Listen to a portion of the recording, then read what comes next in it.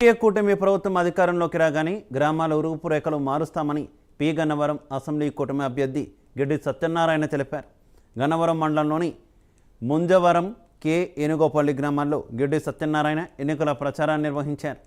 స్థానిక నాయకులతో కలిసి ఇంటింటికి తిరుగుతూ ప్రజలకు ఎన్డీఏ కూటమి మేనిఫెస్టోలోని అంశాలను వివరించారు. గ్రామాల్లో నెలకొన్న తాగునీటి సమస్యకు శాశ్వత పరిష్కారం చూస్తానని తెలిపారు.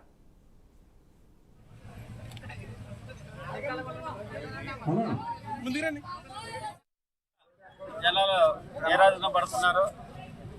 చాలా ప్రచారం అద్భుతంగా ఉన్నది.